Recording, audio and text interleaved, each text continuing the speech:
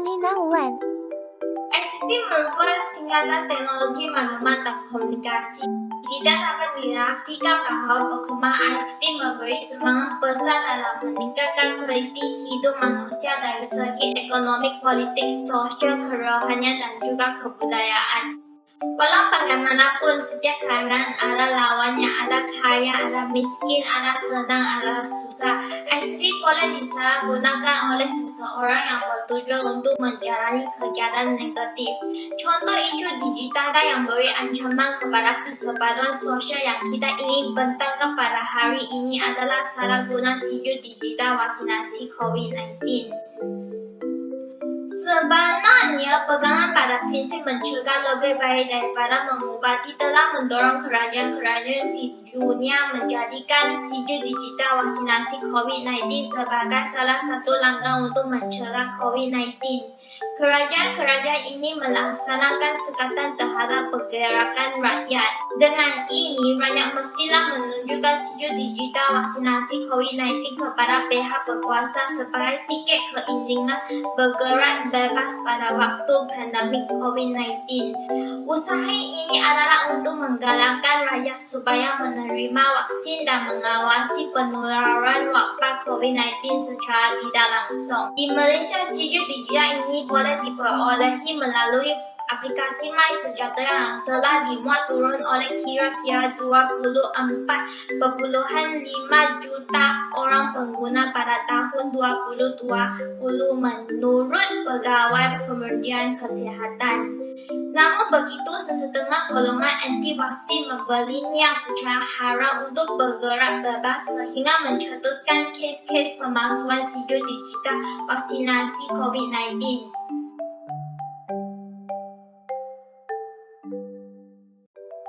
Oleh itu, saya ingin menjemput Daniel, Darren, dan Wenshen untuk melakukan bagaimana isu ini berlaku dan membincangkan ancamannya kepada kesempatan sosial dari isu ini. Pada suatu hari, Encik Wong bertemu dengan Dr. Ali untuk membeli sijuk digital vaksinasi yang palsu. Doktor, saya nak beli sijuk digital vaksinasi. Hai Encik Wong, bayar dulu ya.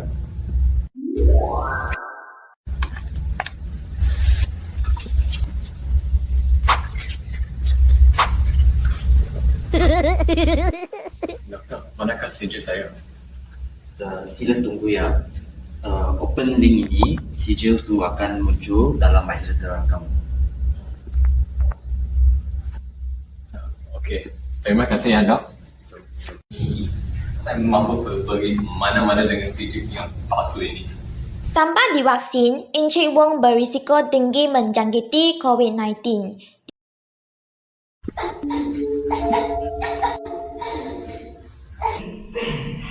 Tidak lama kemudian, dia disahkan positif dan menularkan virus COVID-19 kepada neneknya. Maafkan saya, Nek.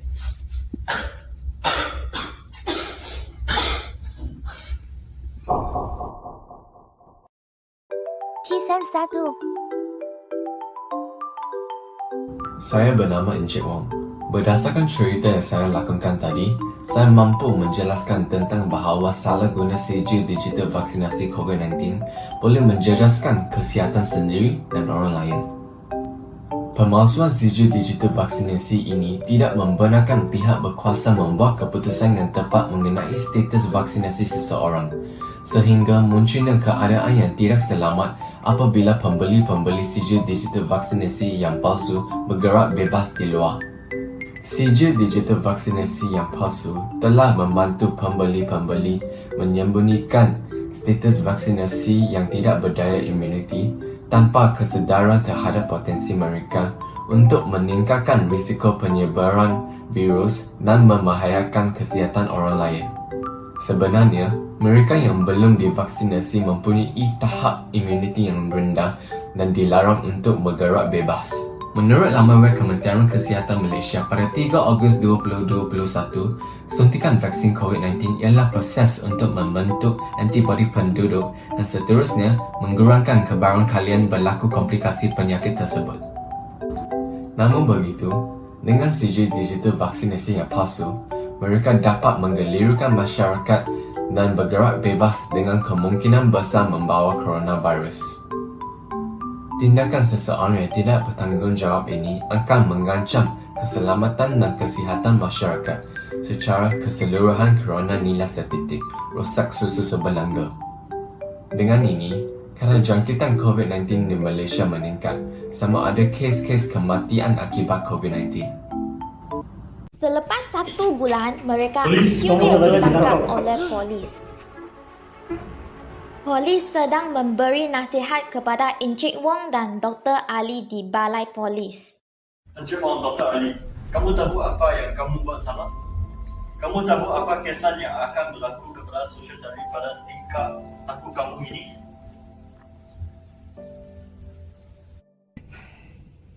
Kesan 좋아.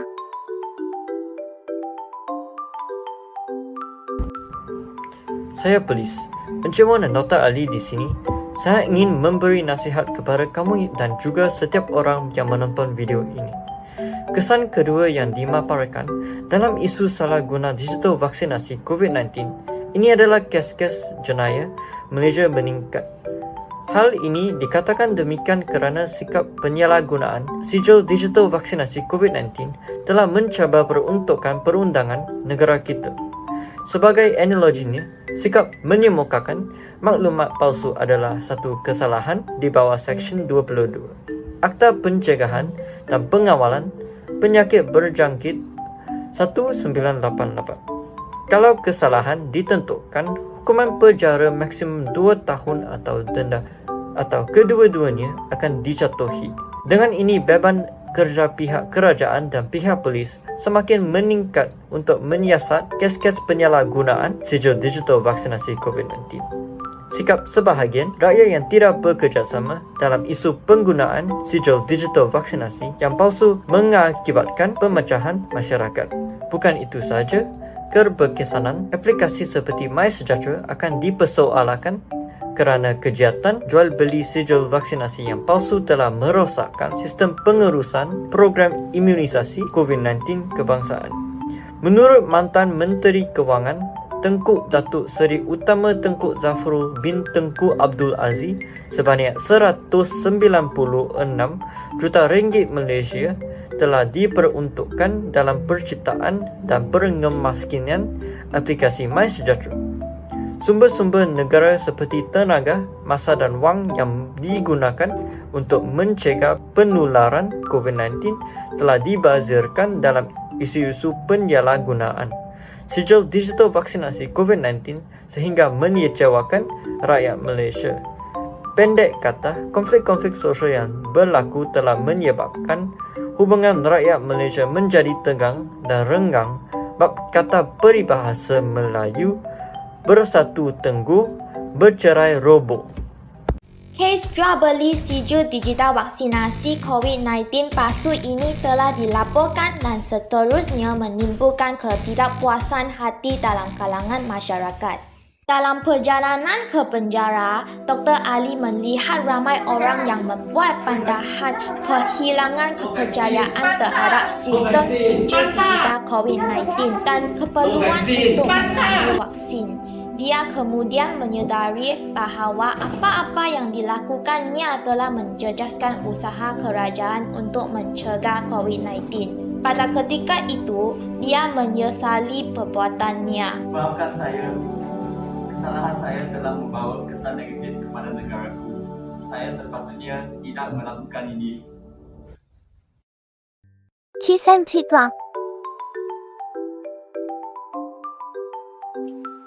Saya Dr. Ali. Jangan ikut tindak tanduk saya.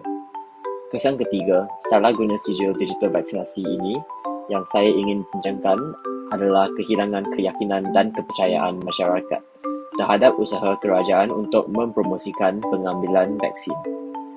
Hal ini tidak dapat disangkalkan kemujarabannya kerana kes-kes pemalsuan berpunca daripada kaki tangan pusat-pusat perubatan atau klinik-klinik swasta yang diberikan akses pendaftaran MySejahtera oleh kerajaan untuk mengubah maklumat pesakit. Niat pembeli-pembeli sijil digital palsu untuk menjadikan wang sebagai tiket pertukaran pergerakan bebas telah memberikan kesempatan kepada pihak-pihak berkenaan untuk mengaut keuntungan haram. Sebagai contoh, seorang sukarelawan Pusat Pemberian Vaksin di Sabah ditahan oleh SPRM kerana dipercayai menerima RM2,000 Malaysia daripada orang awam bagi pendaftaran sijil digital vaksinasi yang palsu pada Oktober tahun 2021 menurut Berita Harian. Pelakuan dua hala ini dilihat sebagai rasuah oleh sesetengah masyarakat sehingga menimbulkan perasaan ketidakadilan dan ketidakpuasan hati antara mereka dan seterusnya menghakis kepercayaan rakyat terhadap kerajaan. Namun begitu, kepercayaan masyarakat terhadap kerajaan adalah penting supaya rakyat memberi kerjasama dalam mencapai matlamat dasar-dasar kerajaan. Keamanan dan kesepaduan masyarakat akan terancam apabila mereka mula mempersoalkan kewibawaan kerajaan dan gagal untuk membina persefahaman yang utuh dengan kerajaan untuk mencegah COVID-19 demi kebajikan masyarakat. Makna pengambilan vaksin diketepikan dan perasaan mementingkan diri bagai enau dalam berluka melepaskan pucuk masing-masing bertambah tebal dalam jiwa setiap rakyat. Jelaslah bahawa isu salah guna sijil digital vaksinasi akan menghakis kepercayaan masyarakat terhadap kerajaan dan tentu memecahkan masyarakat. Kesimpulan. Secara intihannya, salah guna teknologi ICT iaitu pemalsuan sijil digital vaksinasi COVID-19 telah mendatangkan berbagai ancaman yang besar dalam kehidupan masyarakat Malaysia. Menurut Kanun Keseksaan atau Akta 574, kedua-dua pihak iaitu penjual dan juga pembeli yang melibatkan dalam salah guna sijil ini boleh dijatuhi hukuman penjara maksimal 10 tahun serta sepatan jika didapati bersalah. Oleh itu, sangat penting untuk memastikan bahawa sijil digital vaksinasi digunakan dengan betul dan hanya untuk tujuan yang bertanggungjawab. Golongan anti-vaksin haruslah mengubah pemikiran mereka untuk mengambil vaksin tetapi bukan membeli sijil digital vaksinasi yang palsu. Manakala para pengamal pengubatan haruslah mematuhi etika pengubatan dengan menolak segala ganjaran yang diberikan oleh pembeli-pembeli vaksin. Kerjasama dan komitmen masyarakat akta untuk menjalankan usaha kerajaan dalam membanteras COVID-19.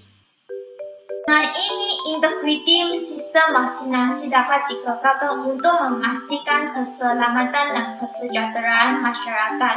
Kesepaduan juga akan diutuhkan jika rakyat Malaysia berganding bahu bagai awal dengan tebing untuk menghadapi cabaran ini. Marilah kita bersama-sama untuk merealisasikan masyarakat yang sejahtera dan bersatu padu seperti syair berikut. Tahan melentur tersegar luruh, jatuh di pedu menimpa batu. Biar guntur menhampu geruh, semangat berpadu warga bersatu.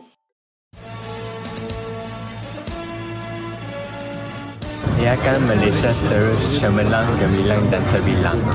Terima kasih.